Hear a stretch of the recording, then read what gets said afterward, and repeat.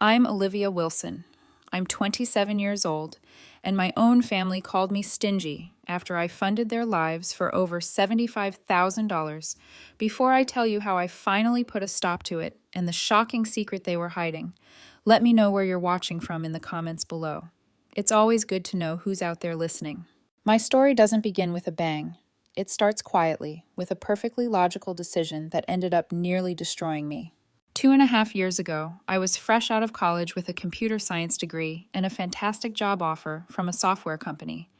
The salary was more money than I'd ever seen in my life, but it came with a catch.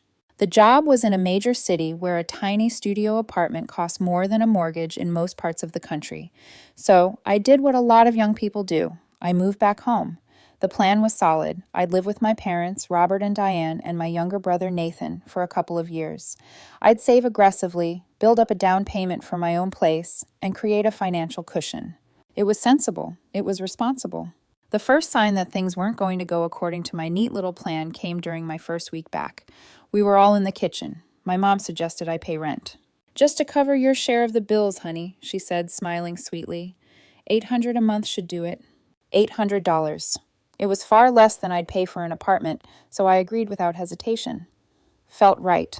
I was an adult earning a good salary. I shouldn't be a freeloader. The house was the same one I'd grown up in, a comfortable 4-bedroom in a quiet suburb. It was familiar. It was safe. Or so I thought. But a week or so into this new arrangement, I started noticing little things, a quiet tension that hummed just beneath the surface of our daily lives. I came home from work one afternoon, tired from a long day of coding, and saw a letter on the granite countertop of the kitchen island.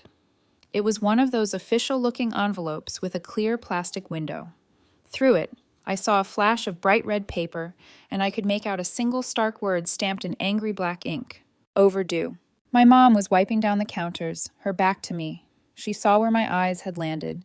In a movement so fast it was almost a blur, she snatched the letter, crumpled it in her fist, and stuffed it deep into the trash can underneath some vegetable peelings. "More junk mail," she muttered, not looking at me. They never stop. My dad was in his usual armchair in the adjoining living room, supposedly reading the newspaper, but I saw him lower it just enough for his eyes to meet mine over the top. There was a look in them I hadn't seen before, a deep, weary exhaustion mixed with something else. Maybe fear. He quickly hid behind the paper again. I didn't push it. It wasn't my business, I told myself. Every family has their own stresses. The other shoe dropped a week later. "Family meeting," my mom announced at dinner, her voice falsely cheerful. That phrase, it was always the prelude to something I wouldn't like. We gathered in the living room after the dishes were cleared. The air felt heavy, charged with unspoken words. My dad put down his remote and cleared his throat, taking on his serious but reasonable patriarch voice. "Olivia," he began, "as you know, your brother Nathan is starting the engineering program at the State University this fall. It's a top program, very demanding." I nodded, feeling a genuine sense of pride for my brother. "Yeah, that's fantastic. He's a smart kid. He'll do great." My mom leaned forward on the couch, her hands clasped together, her expression a carefully crafted mask of maternal concern. "We just want to give him every possible advantage. Honey, you know how competitive it is. We were thinking, now that you're settled and doing so well for yourself." She trailed off, letting the implication hang in the air. My dad picked it up seamlessly. "We thought maybe you could help out a little with his tuition, just to help him get on his feet, so he can focus completely on his studies." Help out. There it was again. That seemingly innocent phrase. It sounded so noble, so selfless. I was the older sister, the one who'd made it. It was my role, my duty, to lift up the rest of my family. I looked at my brother, who was staring intently at his phone, feigning disinterest. I looked at my parents, faces full of hope and expectation. The desire to be the good daughter, the responsible, generous woman they'd raised, was a powerful force. "Of course," I said, the words coming out before I had a chance to really think. A smile bloomed on my mom's face. My dad nodded, a look of paternal approval in his eyes. "Yeah, I can help out." I had no idea that I hadn't just agreed to help.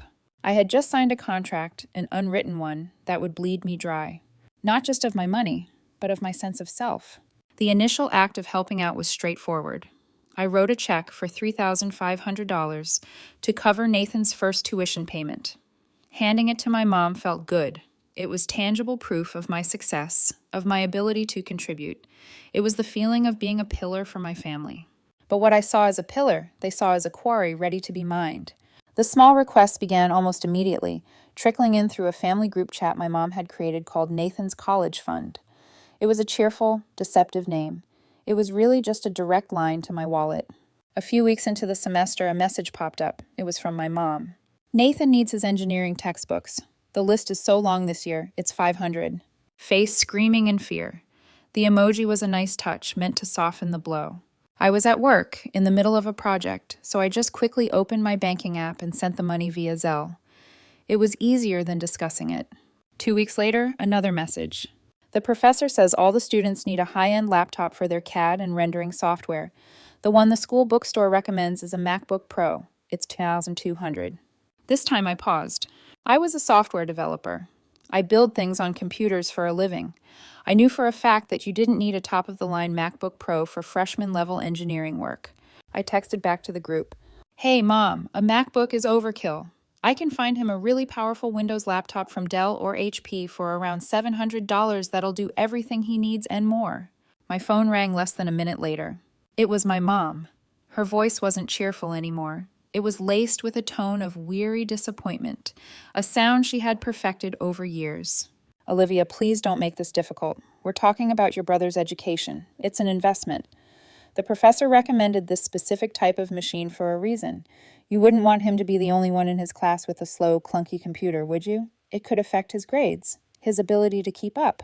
She took a breath, then delivered the knockout punch. We sacrificed so much to make sure you had what you needed for college. We never cut corners on your future. I just assumed you'd want the same for Nathan.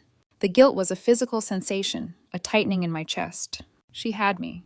She had framed my practicality as stinginess, my expertise as an attempt to sabotage my own brother. How could I argue with that? What kind of monster would I be to deny my brother the best tools for his success over a measly few $100s? Fine, Mom, I said, the words tasting like defeat. Fine, I'll get the MacBook. Oh, thank you, honey. Her voice was instantly bright again. You're such a wonderful daughter. I hung up the phone and stared at my computer screen, a bitter taste in my mouth. I had just been expertly played, and I knew it.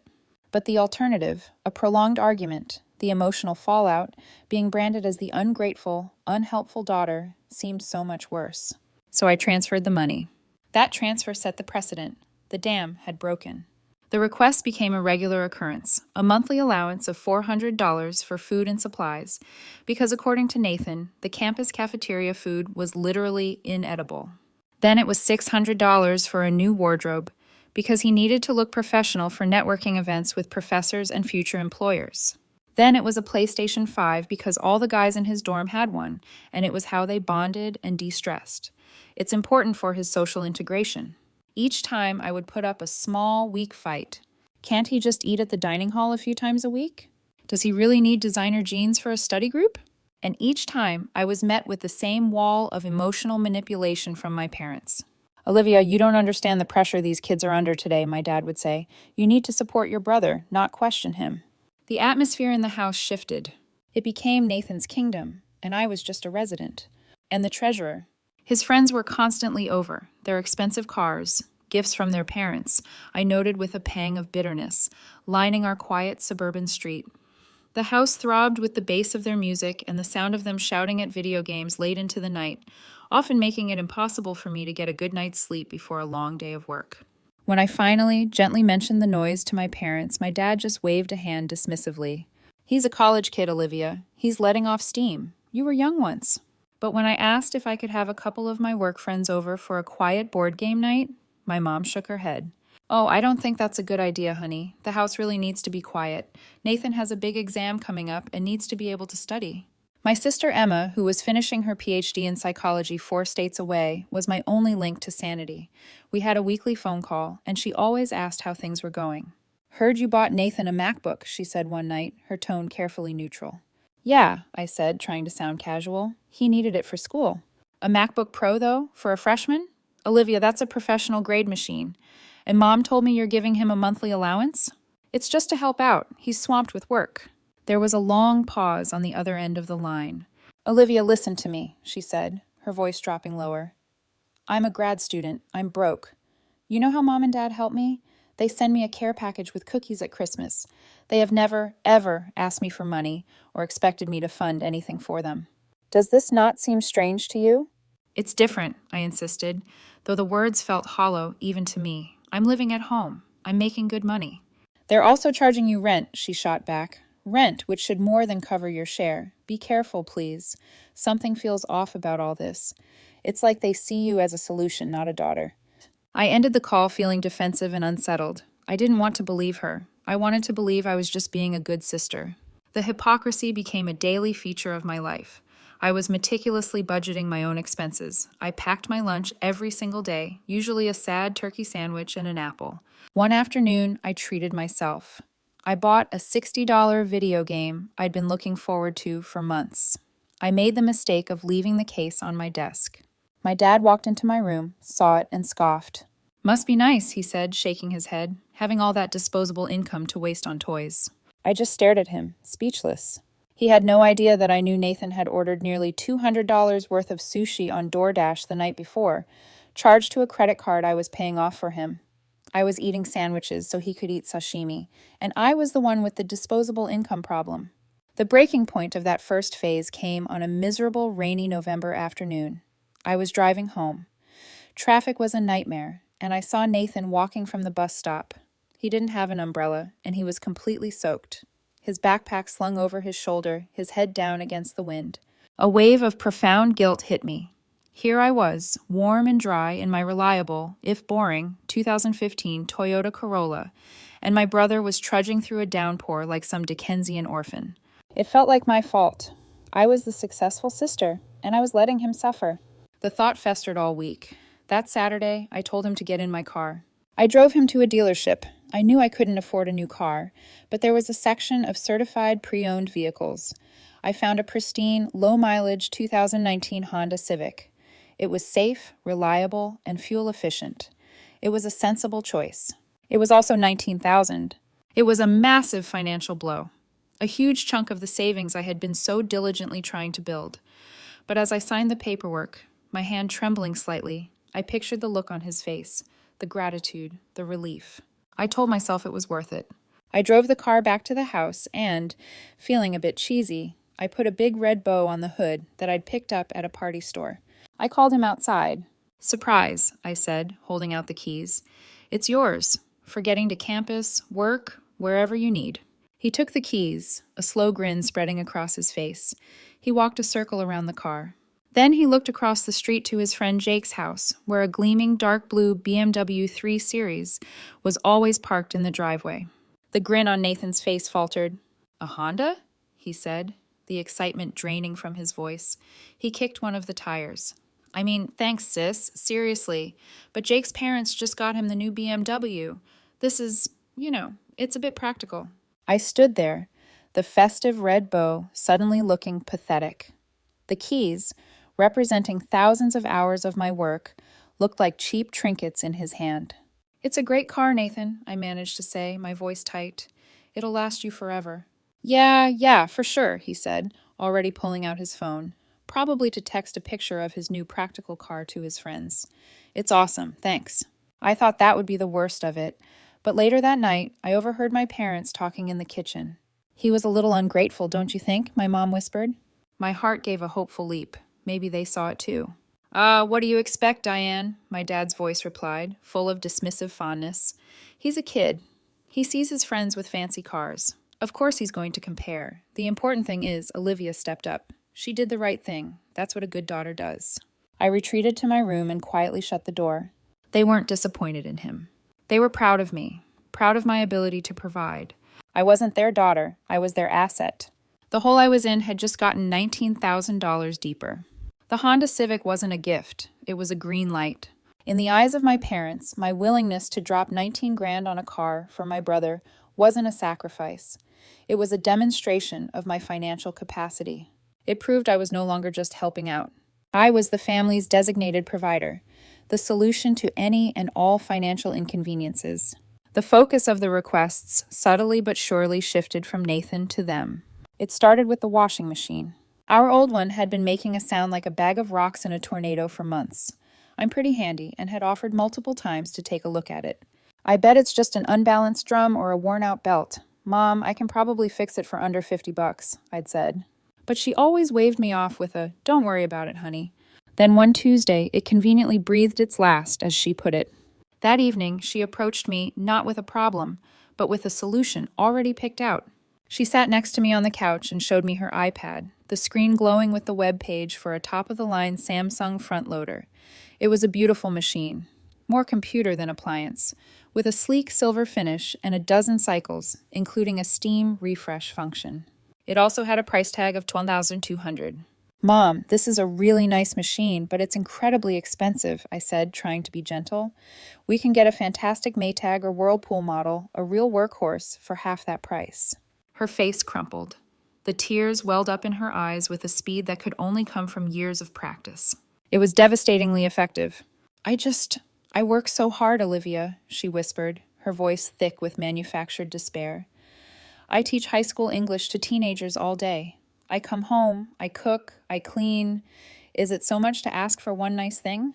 My friend Helen from the department just got a new LG set, and she was telling me how the steam function has changed her life.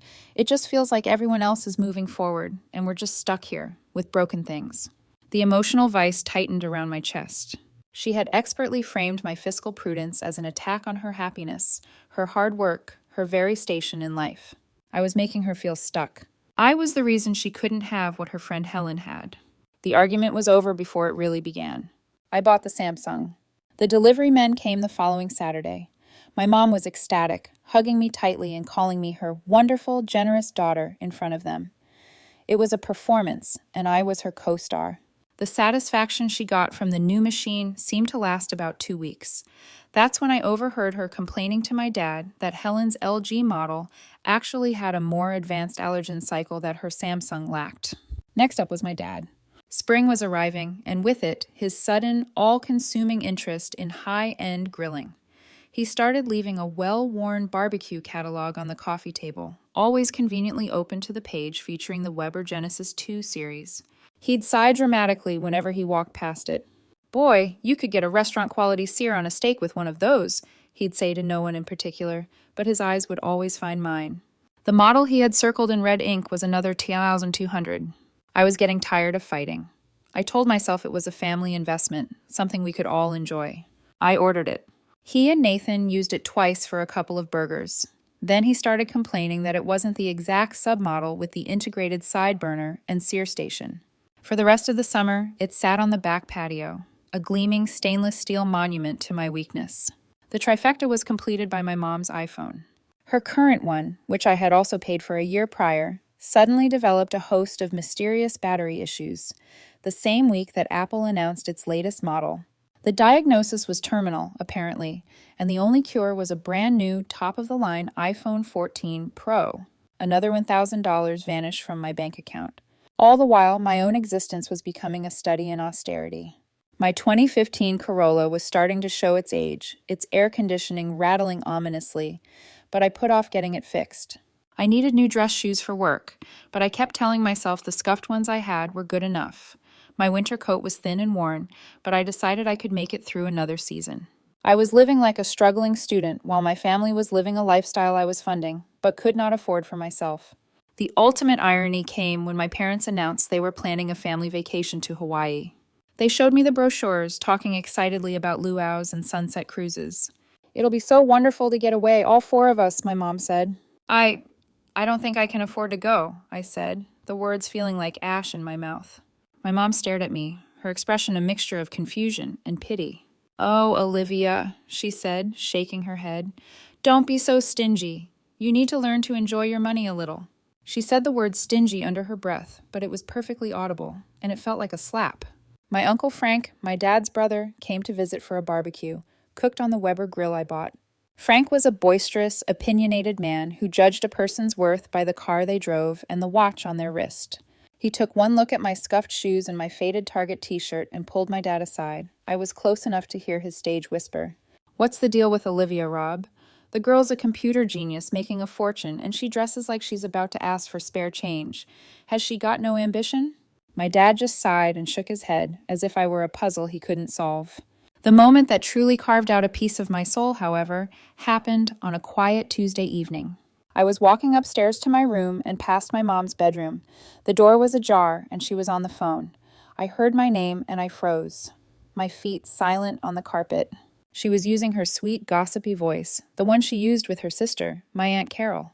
"Oh, I know. It's just so worrisome," my mom was saying.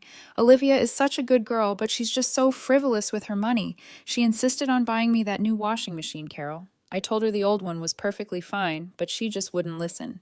She just wants to take care of her old mom." She laughed, a light tinkling sound. "And don't get me started on her spending habits. Her gym membership, always eating out. I just hope she's saving something." My blood turned to ice water in my veins. I leaned against the wall, my head spinning. My gym membership was a 15 a month Planet Fitness special. I hadn't eaten in a restaurant that didn't have a drive-thru in 6 months. She wasn't just taking my money. She was stealing my reality. She was actively crafting a narrative where she was the doted-on mother, burdened by the lavish, almost foolish generosity of her successful daughter. The lie was so audacious, so complete, it took my breath away. It wasn't about need. It wasn't even about greed anymore. It was about her image. It was about the story she wanted to tell about her life, a story that was being paid for by my salary and my silence. That night, the feeling of being used curdled into something harder and colder. I knew I needed an escape, even a temporary one. I went online and found a local hiking group that met on Saturday mornings. The next Saturday, I forced myself to go. As I stood at the trailhead, breathing in the cool, pine-scented air, I felt a sense of anonymity and peace I hadn't realized I was craving. It was there I met Alex. He was funny and smart, with a laugh that made you want to laugh along with him. We fell into step on the trail and we talked for hours. He asked me what I did, and when I told him, he just said, "Cool," and then immediately asked me if I thought Bigfoot was real. It was so refreshingly normal. He didn't ask how much I made. He didn't seem to want anything from me. Over the next few weeks, we became friends. He was the first person I hinted to about my home life. "Just a lot of family stress," I said vaguely one day. He looked at me with his clear, perceptive eyes. "You know," he said gently, "you're allowed to have boundaries, even with family, sometimes, especially with family." The word boundaries echoed in my head. It sounded like something that applied to other people, not me. But the seed was planted. A few days later, fueled by that conversation, I did something that felt both terrifying and exhilarating. I logged into my bank's website and opened a new online savings account, one that was not linked to my main checking account in any way. I nicknamed it Escape Fund. I set up a small automatic transfer for a couple hundred from each paycheck. It was the first financial decision I had made in over a year that was purely for me. It was my secret. It was my first tentative step toward building a boundary, a wall they couldn't see, but one that I hoped would one day be strong enough to save me. The slow, simmering burn of my resentment was building to a flashpoint. It's funny, you always imagine your breaking point will be this huge cinematic event, a massive fight, a dramatic walkout. Mine wasn't like that. It was a quiet Thursday evening, and the catalyst was a moment of such casual, breathtaking entitlement that it effectively severed the last thread of my compliance. I'd just gotten home. The day had been brutal. A critical server had gone down, and I'd spent 10 hours in a high-stress war room with my team, frantically trying to fix it. I was mentally and emotionally drained. My brain felt like a fried circuit board.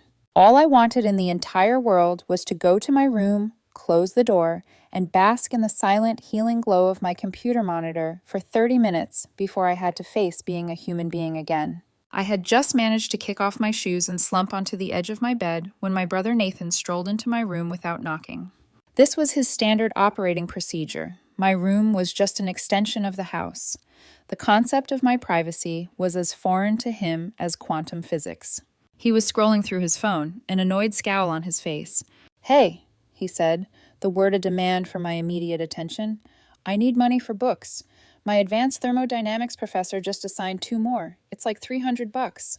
I squeezed my eyes shut, pinching the bridge of my nose. A dull throb started behind my eyeballs. "Nathan, I just gave you money for books 2 weeks ago. This is the 3rd time this semester. What's going on?" He rolled his eyes. It was a gesture of pure, unadulterated teenage contempt. A look that was particularly infuriating on the face of a 22-year-old man who was, in theory, an adult. "I don't know, dude. I used it for other stuff. Food, gas, whatever. Does it really matter? The point is I need it now. So, can you just send it? He paused, then looked at me as if I were a malfunctioning appliance, and then he delivered the line that would echo in my head for years. The line that broke me. And honestly, why do I always have to come and ask you? So annoying. It's awkward. Can't you just set up an automatic transfer to my bank account every month or something? Like $1,000 a month so I don't have to keep track of it and bug you all the time? I stared at him. The sound in the room seemed to fade away. All I could see was his face, completely oblivious, completely sincere in his grievance. He was genuinely annoyed at the inconvenience of having to ask for the free money that funded his entire existence. The sheer galactic-level entitlement of that statement just broke my brain. I thought of the 10-hour workday I had just survived. I thought of the sad turkey sandwich I had eaten at my desk for lunch. I thought of my rattling car and my worn-out shoes. I thought of my secret escape fund, which had less than $1,000 in it. And he was standing here complaining that it was a chore to ask for $1,000 a month allowance. Something inside me didn't just snap, it turned to dust. The part of me that had been trying so hard to be the good daughter, the supportive sister, simply ceased to exist in that moment. It was an extinction-level event in my soul. He saw the blank look on my face and scoffed. What? Don't be such a drama queen about it. It's not a big deal. Just send it. He turned and walked out, leaving my door wide open as he always did. I didn't move for a long, long time. I just sat on the edge of my squeaky IKEA bed. The exhaustion from my workday completely gone, replaced by a strange, hyper-focused calm. A single cold, clear question rose up through the wreckage of my emotions. How much? Not an estimate, not a ballpark figure. How much exactly? Down to the last cent. That night, I didn't even think about sleeping. After my parents went to bed, I went to my desk, turned on my computer, and opened a new, blank Excel spreadsheet. The blinking cursor on cell A1 felt like a starting pistol. I logged into my bank account and began the archaeological dig. I went back 2.5 years, through every statement, every transaction. I was methodical. I created categories. Nathan's tuition, Nathan's supplies, Nathan's allowance, Nathan's car, Mom's appliances, Dad's grill. I poured through my credit card statements, my Zelle history, my Venmo transactions. Each line item I entered was a small, sharp sting of betrayal. $500, textbooks. 1,200, MacBook Pro. $400, monthly allowance. $19,000, Honda Civic. 1,200, Samsung washer. A $1,000, iPhone 14 Pro promotion. The hours ticked by. Midnight. 1 a.m. 2 a.m. The house was dead silent. My family sleeping peacefully in their beds, completely unaware of the meticulous accounting of their sins happening just down the hall. My hands started to shake as the list grew longer and longer. The column of numbers stretched down the screen, a digital monument to my own foolishness. It was like watching a slow-motion car crash that I had caused, that I had driven straight into for years. A wave of nausea washed over me, so strong I had to grip the edge of my desk and take deep breaths. Finally, after what felt like an eternity, I was done. I had combed through every last transaction. I scrolled to the bottom of the long column of numbers. My heart was pounding in my ears. I clicked on the empty cell at the bottom. I typed in the simple, terrible formula. Sum. I held my breath and pressed enter. The number that flashed onto the screen seemed to burn itself into my retinas. 76.40. I stared at it, unblinking. 76.4. It wasn't just a number. It was the price of my silence. It was the cost of my fear of confrontation. It was the value they had placed on my love and duty. A surge of pure, unadulterated rage, so hot it felt like it was going to melt my bones, washed through me. It was followed by an equally powerful wave of grief. Grief for the naive young woman who had moved back home, so full of hope. Grief for the relationships I thought I had. I don't know what possessed me in that moment of white-hot clarity. I took a screenshot of the spreadsheet. My mind was racing, chaotic and brilliant. I opened a web browser and went to Reddit. I found the R-Hire Personal Finance subreddit, a place I usually visited for tips on investing. I created a throwaway account, and with trembling fingers, I wrote out the whole sordid story. I attached the screenshot of the spreadsheet. I just needed to know. I needed strangers on the internet to tell me if I was the crazy one. I hit the post button and leaned back in my chair, my body trembling. The first comment appeared in less than 30 seconds. "Ope, you are not their child. You are their 401k." Then another. "This is financial abuse. Full stop. Get out of that house yesterday." And then the one that landed like a punch to the soul. "And girl, why are you setting yourself on fire just to keep them warm?" The comments flooded in, a tidal wave of validation. Hundreds of strangers were seeing what I had refused to see for years. I wasn't being a good daughter. I was being a fool. My phone, sitting on the desk beside me, buzzed and lit up the dark room. It was 3:15 a.m. The caller ID read, Emma. She must have seen the post. I had sent her the link to my throwaway account months ago, just in case of an emergency. "I guess this qualified," I answered, my voice a hoarse crackle. "Hey, I'm booking the first flight out of here in the morning," she said. There was no preamble, no questions. Her voice was cold, hard, and furious. It was the voice of an ally going to war. "I will be there by noon. And Olivia, listen to me carefully. Do not give them another damn cent. Not for gas, not for gum, not for anything. This ends now." I hung up the phone. The rage and grief were still there, but now they had a new companion, resolve. It was a feeling as cold and hard and sharp as a shard of glass. The storm that had been brewing inside me for 2.5 years wasn't just about to make landfall. It was about to become a hurricane. The next 2 days were the calm before the storm. I moved through the house like a stranger, a ghost in my own home. I was polite but distant. I responded to questions with single words. "How was work?" "Fine." "Do you want some dinner?" "No." They noticed the change immediately. My silence was a void in the family dynamic, and it made them deeply uncomfortable. My mother kept hovering, asking me what was wrong, her voice dripping with a cloying, fake concern that now made my skin crawl. I just shook my head and walked away, leaving her standing there, confused and frustrated. Their power over me had always been rooted in my desire for their approval and my fear of their disapproval. Now that I cared about neither, they were disarmed, and they didn't even know why. The first real shot of the revolution was fired on Saturday morning. A text message from my dad appeared in the family group chat. It was so routine, so utterly normal, that its absurdity was almost comical. "Nathan's car needs new winter tires before the first snow. The dealership quoted $800. Olivia, can you handle it this weekend, please?" I looked at the message on my phone. Just 3 days ago, my finger would have automatically swiped to open my banking app. I would have sighed, maybe complained to myself, but I would have paid it. Now, I just stared at the words, "handle it," as if I were the family's administrative assistant. I typed a single-word reply and sent it to the group. "And now." Then I put my phone on silent and went out for a run. When I got back an hour later, I had 7 missed calls from my dad and 3 from my mom. A minute after I walked in the door, my phone rang again. It was my dad. This time, I answered and put it on speaker. "Olivia, what the hell was that? Did you see my text?" he demanded, his voice tight with anger. "I did," I said calmly, untying my running shoes. "And your response was no. What is that supposed to mean?" "It means I'm not paying for the tires, Dad." There was a sputtering sound on the other end of the line. "Don't be ridiculous, Olivia. The car needs new tires. It's a matter of safety. Your brother's safety." "I agree," I said, my voice as even as a frozen lake. "It is a matter of safety. So I guess Nathan should get a part-time job and pay for them himself." The explosion was predictable. "A part-time job? Are you out of your mind? His schoolwork is a full-time job. His engineering program is one of the toughest in the state." "What's gotten into you? Is this how you repay us? We raised you to understand what family responsibility means." "You raised me to be responsible," I said, my voice turning to ice. "And being responsible means not setting yourself on fire to keep others warm. I'm done being the family furnace. I'm not paying for the tires. I'm not paying for anything else. We can talk more about this at dinner tonight." I hung up before he could respond.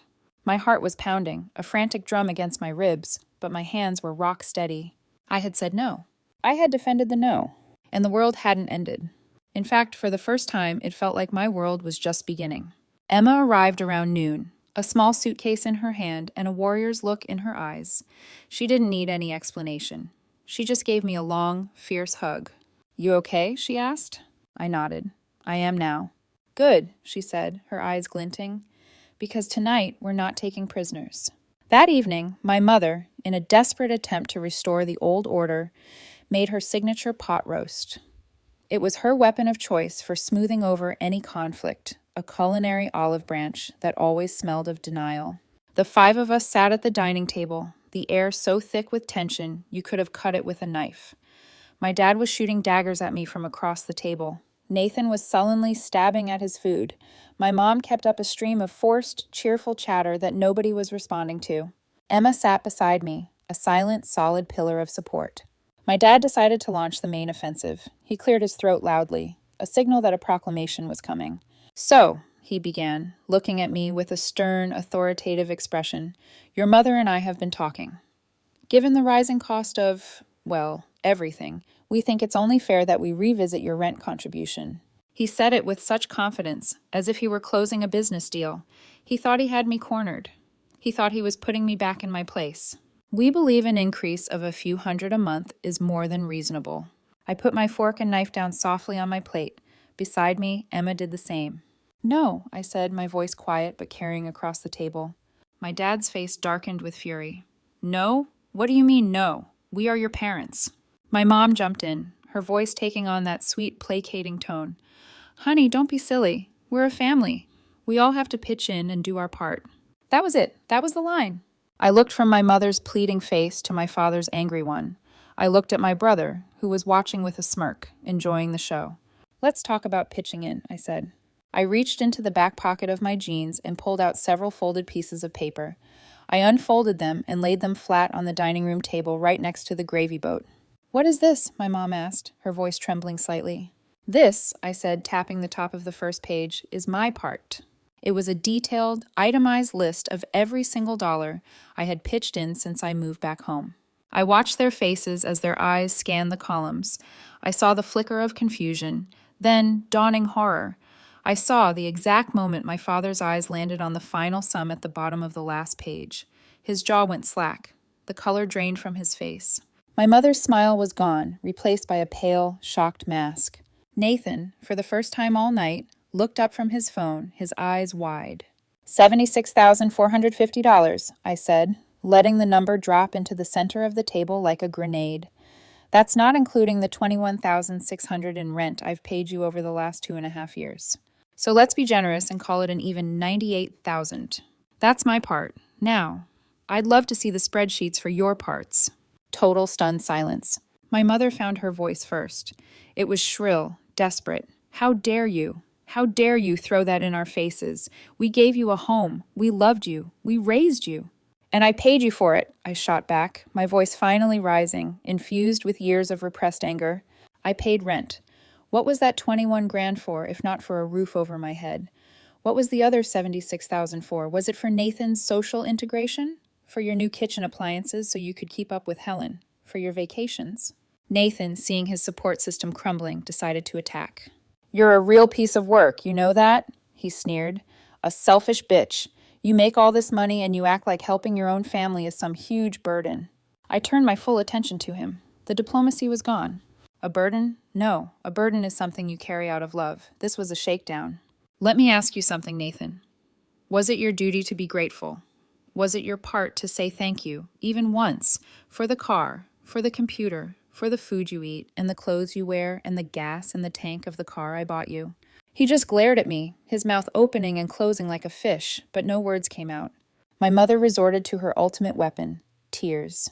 Great theatrical sobs began to rack her body. "We're your parents," she wailed. "We just wanted what was best for our family, for your brother." "No," Emma's voice cut through the air, sharp and cold as a razor. "Stop it, Mom, just stop. You didn't want what was best for the family. You wanted a living, breathing ATM, and you found one. You've been using her, and it's over." Her words, coming from the good daughter, landed with devastating force. I took a deep breath. It was time to end it. "I'm moving out," I announced to the wreckage of my family. "My lease is signed. All my important things are already in a storage unit. The movers are coming in 2 weeks." The silence that followed was absolute. It was profound. It was the sound of a gravy train grinding to a screeching, permanent halt.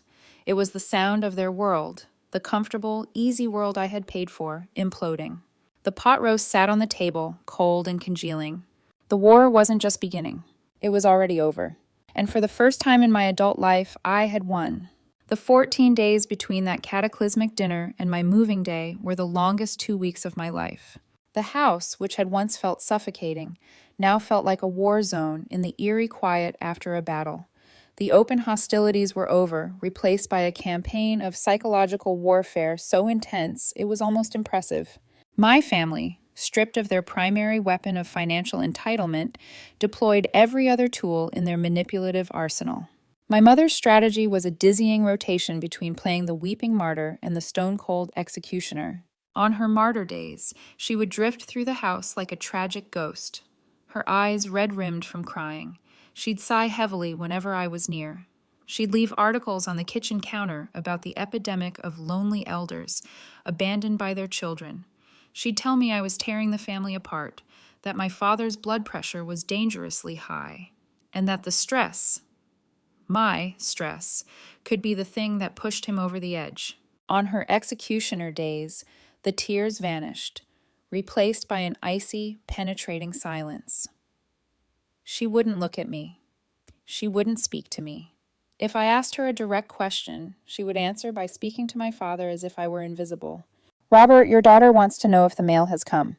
She would serve me dinner with a look of such profound, glacial disappointment it was designed to make me feel like the worst kind of traitor, a monster who had broken her own mother's heart. My father's approach was less theatrical, but equally insidious. He would wait until I was trying to leave for work or just getting home, and he'd corner me in the hallway or the kitchen for what he called a talk. These talks were long, rambling monologues about loyalty, honor, duty, and the sacred bond of family. "A family is a team, Olivia," he'd say, his voice thick with a self-righteousness that turned my stomach. "You don't just get to quit the team when you feel like it. You're abandoning us. You're abandoning your brother." He never once mentioned the spreadsheet. He never acknowledged the $98,000. In his carefully constructed reality, he was the victim, the patriarch whose authority had been unjustly challenged. I was the one who had broken the unspoken family contract. Nathan was the simplest. His reaction was pure, uncut rage. He was like a deposed prince, furious at the peasant who had led the revolt. He took to slamming doors with such force that the pictures on the walls would rattle. He would blast angry rock music from his room at all hours of the night. If we passed in the hallway, he would accidentally body check me. He treated me with the kind of open contempt a person usually reserves for a mortal enemy. He was making it abundantly clear that in his eyes, I was no longer his sister. The attacks also came from outside the house. My mother had clearly been working the phones, spinning her tale of the cold, ungrateful daughter. My Aunt Carol called to tell me she was deeply disappointed in my behavior. My Uncle Frank, the one who'd called me ambitionless, left me a self-righteous voicemail about the importance of honoring thy father and thy mother. It was a full-court press, designed to isolate me and wear me down until I surrendered. But this time it was different. I wasn't alone. Emma was my general, my strategist. We texted and talked every single day.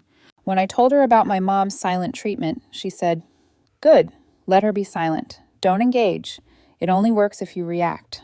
When I told her about my dad's lectures, she said, "Walk away. Just say, 'I'm not having this conversation,' and walk away." Dr. Phillips, my therapist, was my emotional armor. "This is a classic extinction burst, Olivia," he explained during our session. "You've removed their primary source of reinforcement, your money, and your compliance. Their behavior is going to get more extreme before it stops. Hold the line. They are testing your new boundaries. Do not let them fail the test." And Alex was my escape, my lifeline to normalcy. I'd text him after a particularly bad encounter with my family, and he'd just reply, "That sounds incredibly hard. I'm sorry you're dealing with that. Are we still on for our hike Saturday?" His friendship was a reminder that another world existed, a world where relationships weren't transactional, where people liked me for me, not for what I could provide. Following Emma's advice, I began my strategic retreat. During my lunch breaks, I'd pack a box with my most important or valuable possessions, my birth certificate and passport, my computer hard drives, sentimental photos, my expensive noise-canceling headphones, and drive them to a small, climate-controlled storage unit I'd rented a few towns over. "Don't put it past them to try and hold your stuff hostage to get you to stay," Emma had warned. Her prediction proved eerily accurate on moving day. I had hired a team of 2 professional movers, another non-negotiable piece of advice from Emma. "Don't let them help," she'd said. "It's a power play." As the movers, 2 big, no-nonsense guys, started efficiently carrying boxes out to their truck, My family put on their final performance. My mom stood on the front porch, dabbing at her eyes with a tissue, putting on a heartbreaking show of the abandoned mother for the benefit of the movers and any curious neighbors. My dad stood in the doorway, arms crossed over his chest, his face a thundercloud, watching every box like a prison guard overseeing an escape. The final standoff, the last test of my resolve, happened over the living room television. It was a big 65-inch 4K TV that I'd bought myself the previous Black Friday. As the two movers bent down to lift it from its stand, my dad stepped directly in front of them, holding up a hand. "Hold on a second," he said, his voice hard as iron. "That's not going anywhere. That's the family TV." The movers stopped, looking from him to me, clearly not wanting to get in the middle of a domestic dispute. I walked over, my heart beating a steady, determined rhythm. "It's my TV, Dad," I said calmly. "I paid for it." "You bought it for the family room," he shot back, his face turning a blotchy red. "You intended it for the family's use. That makes it family property. It stays here." I was tired. I was so profoundly done with the arguments, the logic twisting, the endless fight. I looked him dead in the eye. "No," I said simply, "it doesn't." I turned my head slightly. Emma, who had been anticipating this very moment, stepped forward. She was holding a single piece of paper.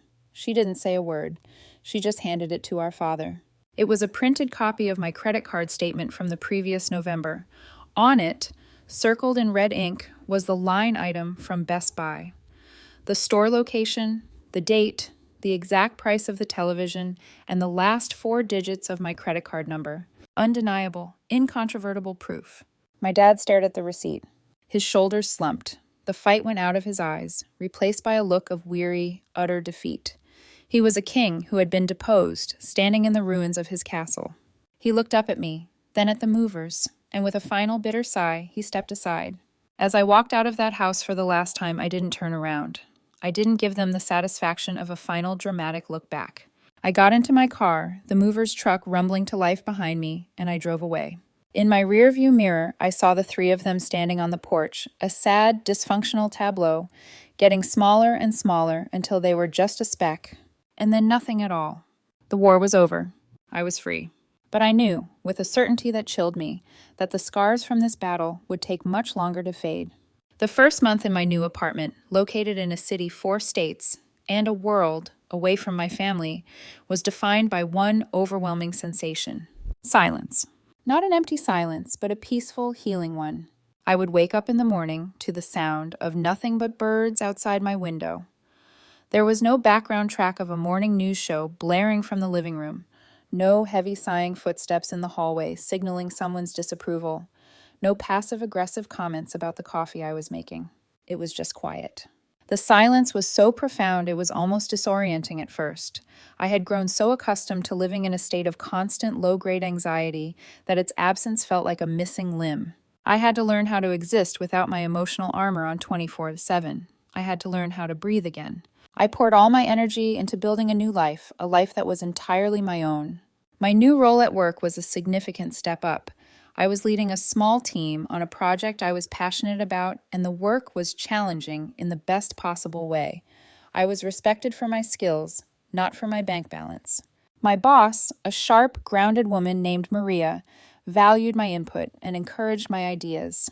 It was a revelation to be judged solely on my merit. On the weekends, I explored my new surroundings. I had moved to a city nestled in the mountains, and I joined a local hiking club. Every Saturday, I was out on the trails. The physical exertion cleared my head. The stunning vistas put my own problems into perspective. It was on one of those hikes that my friendship with Alex blossomed into something more. Our first date was ridiculously simple. We went to a minor league baseball game, ate hot dogs, and argued about whether the umpire was blind. It was easy. It was fun. There were no mind games, no hidden agendas. When the check came, we split it without a second thought. On our second date, I cooked for him in my new apartment. He brought a bottle of cheap wine and told me my pasta was impressively not terrible. I laughed, a real genuine laugh, and realized it was the first time I'd felt that light and carefree in years. With Alex, I wasn't the provider. I wasn't the fixer. I wasn't the family ATM. I was just Olivia, and he seemed to like that woman just fine. Meanwhile, the line of communication with my family remained severed. After an initial flurry of angry and pleading texts in the first week, all of which I ignored on Emma's advice, They had fallen silent. The silence was a balm on my wounded psyche. Emma, however, remained my source of intelligence from the front lines. "You're not going to believe this," she said during one of our weekly calls. About 3 months after my departure, they asked her for money. Dad called and said the property taxes were due and they were a little short. "What did you say?" I asked, my stomach tightening. I said, "That sounds like a you problem, not a me problem." Then I told him I had to go and hung up, she said, a note of grim satisfaction in her voice. The Bank of Sibling is officially closed for business. She also told me that reality had hit the Wilson household like a tidal wave. Without my steady infusion of cash, the cracks in their financial facade had become gaping chasms. Nathan, stripped of his allowance, an endless supply of fund money, had been forced to get a part-time job. He was working 20 hours a week as a barista at a campus Starbucks. According to Emma, he complained about it constantly. My parents had to sell my mom's newer SUV. They were talking about having to downsize and sell the house. The comfortable lifestyle I had provided was gone, and they were left floundering in the reality of their own making. I didn't feel happy about it. I just felt a quiet, sad sense of vindication. Then, about 6 months after I had left, the first crack appeared in their wall of angry silence. It was an email from Nathan. I saw his name in my inbox, and my finger hovered over the delete button. My first instinct was to erase it, to not let him back in even an inch.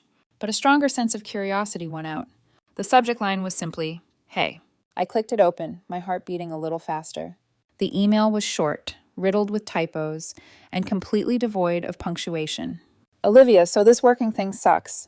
My manager is a jerk, and people are idiots. I had to pay $300 to fix my car last week, and it was like my whole paycheck. I don't know how you did it for so long. Anyway, I guess I'm sorry for being a jerk all the time. It was messed up of me. Nathan." I read it 3 times. It was the furthest thing from a polished, heartfelt apology. It was clunky, self-pitying, grudging. But it was also the most honest thing my brother had ever said to me. He wasn't apologizing because he suddenly understood my feelings.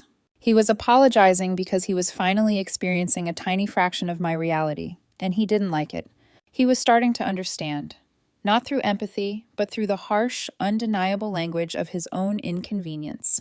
It wasn't perfect, but it was a start. It was a flicker of light in a very dark tunnel. I didn't reply. But I didn't delete the email either. The second, much larger crack came 2 months later. It was a phone call from a number I didn't recognize. I answered cautiously. "Olivia." The voice on the other end was hesitant, older. It took me a second to place it. It was my father. "Dad," I said, my guard instantly shooting up. "I'm not calling to ask for anything," he said quickly, his voice strained. I know I should have done this a long time ago. I need to tell you something." I waited, my knuckles white as I gripped the phone. He took a long, shaky breath. "About 3 years ago, just before you graduated and moved back home, I lost my biggest client at work, a company I'd had for almost 15 years.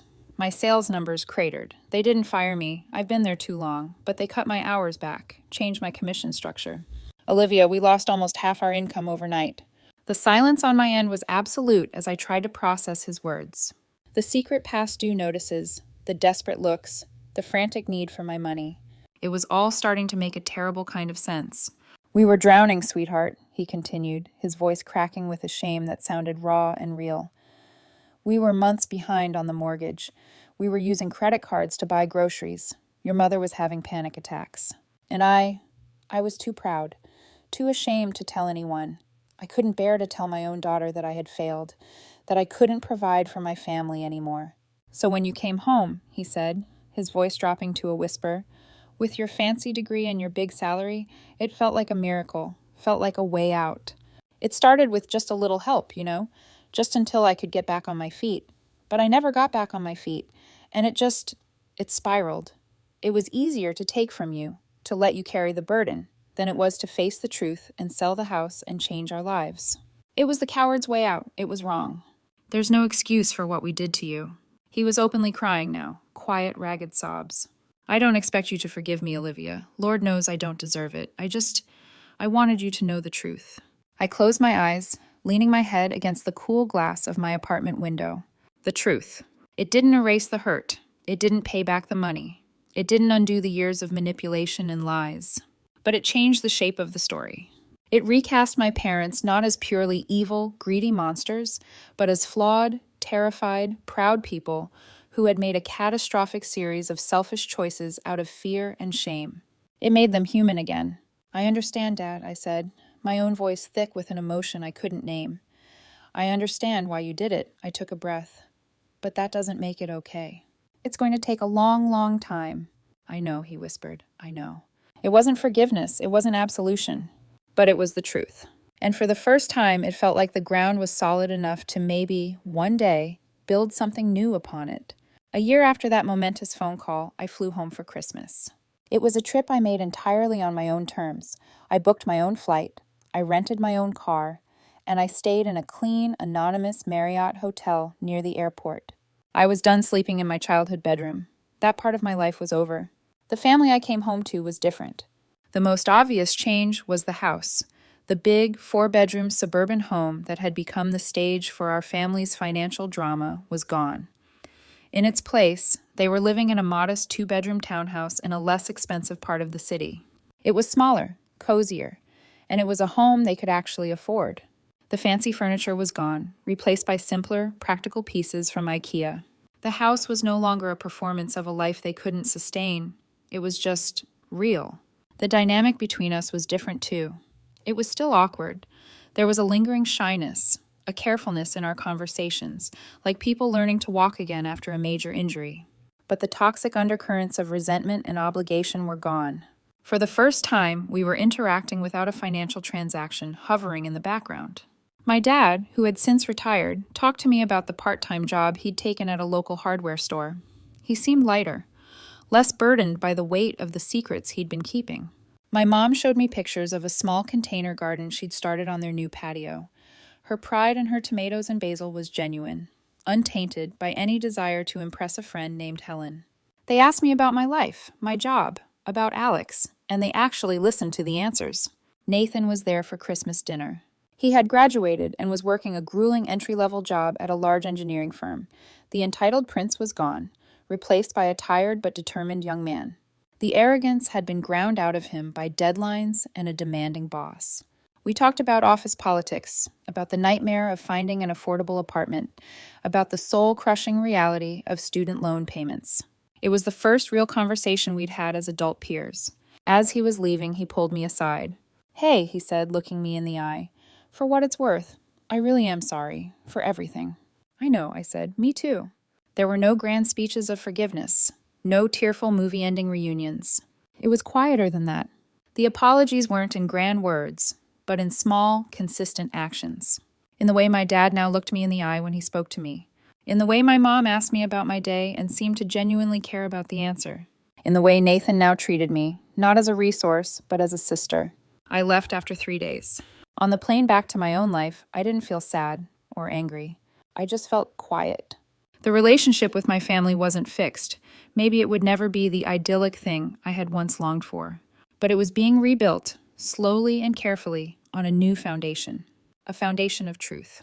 A week later, I was back where I belonged, high up on a mountain trail with Alex. The air was crisp and cold, and the late afternoon sun cast long shadows across the valley. We had reached the summit, and the view stretched for 100 miles in every direction. We were talking about our future, about moving in together, about the pros and cons of getting a golden retriever. I thought about the journey of the last few years. The blind duty, the slow awakening, the painful confrontation, and the difficult, complicated peace that had followed. I had walked through fire and come out the other side scarred, but stronger. I was no longer the person who would set herself on fire to keep others warm. I was the person who would offer them a blanket, but I was keeping my own coat. "You know," I said, turning to Alex and taking his hand in mine, "for the first time in my life, I feel like I'm actually living my story, not the one someone else wrote for me." He smiled, his eyes crinkling at the corners as he squeezed my hand. "That's because you are," he said, "and it's a really good one. Forgiveness, I've learned, isn't about erasing the past or pretending the hurt didn't happen. It's about accepting that you can't change the beginning of your story, but you have the absolute power to decide how it ends. My family may have written the first few chapters, a painful tale of manipulation and deceit, but I'm the one holding the pen now. And from where I'm standing, the view of the next chapter looks incredible. Thank you for listening to my story. I hope it resonated with you in some way. Have you ever had to set a difficult boundary with people you love? It can be one of the hardest things in the world to do. I'd be honored if you shared your experience or thoughts in the comments below. And please don't forget to like this video and subscribe for more stories. It really does help.